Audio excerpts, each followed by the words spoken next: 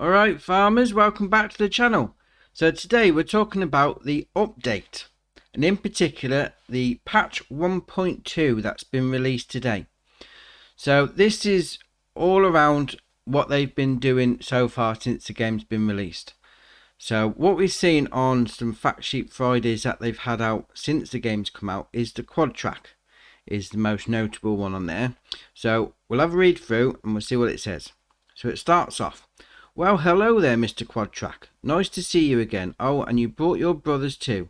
Yes, if you wondered what the surprise fact sheets were for, there you have it. Literally, take those big machines and have fun with them. Make sure you update the game first. A free content update is available for Farming Simulator 22. It's part of patch version 1.2 and adds a total number of 16 machines and tools to the game. A lot of other additions and quality of farming life improvements as well. If you're connected to the internet, the patch should be downloaded and installed automatically before the game is launched. Right, now on that note, as of recording this video, it hasn't arrived on my Xbox yet. So when that comes out, who knows, but it should be coming out shortly. So I'm recording this at 12 o'clock lunchtime. And it's not on Xbox yet. So keep an eye out for that and we'll see when it comes out.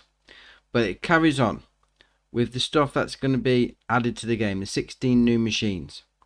Okay, while the Case IH Quad Track with up to 692 units of horsepower makes a well-deserved comeback alongside its brothers, the Case IH Road Track and Case IH Steiger, new brands are introduced too. American manufacturer ABI Attachments makes its debut alongside Danish Kongsgaard Industries and Dutch company Vervaat. See the complete list additions to the dealership below. So we've got listed there, we've got the ABI 1600, the ABI 550, the Amazon T-Pack U, the Bomec Track Pack, the Case IH Steiger Quad Track AFS Connect Series, the Case IH Steiger Road Track AFS Connect Series, the Case IH Steiger Wheeled AFS Connect Series, the Flegel Agritechnic Noah TTW 140, the Kongsgaard GXF 3605P, the Kongsgaard GXT 13005P, the Krone Big Pack 1290 HDP VC, the Krone GX 520, the Kuhn Primor 15070M, the Landini Series 7 Robo 6, the Samaz Tornado 252 and the Vervaat Hydro Trike 5x5.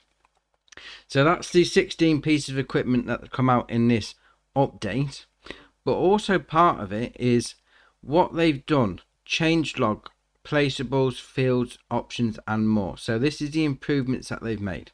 So it carries on. Numerous other additions and improvements enhance the farming experience. We also added new placeables like a mobile home and an old barn, including an option for free placement to allow for more dynamic farm building. Meanwhile, working on the fields got a little bit more intelligible, with the field info now showing yield potential and the recommended tool to remove weeds. Find the complete list below. Right, so we'll whip through these because quite a few. So we've got adjusted contract vehicle accordingly as some had wrong tools for the job at hand, adjusted prices for used vehicle sale, adjusted repair costs, adjusted ridge markers on seeders to not dig up stones anymore, changed display of day numbers, change price fluctuations display so it shows actual history of prices of the last 12 months, fixed an issue where AI workers were unable to use and turn plows correctly, fixed an issue where leased machinery for a contract would disappear once accepted, fixed an issue where picking up objects as a client in MP or multiplayer could crash the game, fixed an issue where playing with a custom season length could cause issues in weather forecasts or indefinite rain or snow, fixed an issue where some contracts were unable to be finished, fixed an issue where the AI worker would continuously get paid even though the game was paused, Fixed an issue where the game wouldn't start on certain Intel GPUs. Fixed an issue where using DLSS could result in some ghosting artifacts. Fixed an issue where using DLSS on supported cards could lead to a black screen. Fixed an issue where using the big bag lift tool could cause the game to freeze or crash. Fixed an issue where vehicles would get duplicated when reset. Fixed an issue with animals running around the place when they shouldn't.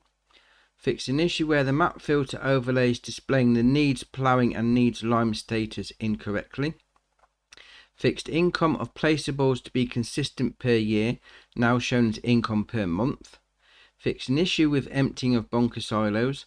Fixed loan interest rates over a whole year. Fixed manure heap and manure heap extensions, they are now working as expected. Fixed reset of collectibles after they had all been collected. Fixed Russell Mash Nova pipe unloading effect. Fixed seed usage when direct sowing grass. Fixed sell point prices and price fluctuations. Fixed switch fields and field numbers on Elm Creek map. Fixed the rear paddle buttons on the Logitech G920 not being properly bound on Xbox. Fixed tree growth to be the same independent of the length of a month. Fixed various issues with manual shifted tractors. Improved combine headers on sloping terrain. Improved cotton bale loading. Improved driving behavior of multi-axled trucks. Improved pallet handling and performance. Improved in-game help text. Reduced AI worker costs all round, and fixed Occlusion multi-pack D14 bale unload. So that's all the improvements that they made. Now I've seen a few of these whilst I've been playing. The cotton bale unloading, that's a bit dodgy if you've got the one bale trailer. Pallets spawning correctly, in particular the honey one that gets stuck in the ground quite a lot. Animals running outside of the pen or running straight through the fence, that's a bit of a random one as well. So they have made some good improvements on that. There's nothing being said there about the console issue with mods though. So this isn't going to be the update that we're all waiting for so we can carry on downloading mods. So that's going to be another update or another patch coming out at a later date. Although they have said it's coming out this month, although it's still got 2 weeks of this month to go. So when that comes out, I'm sure they're going to announce it. But they have added some new additions as well.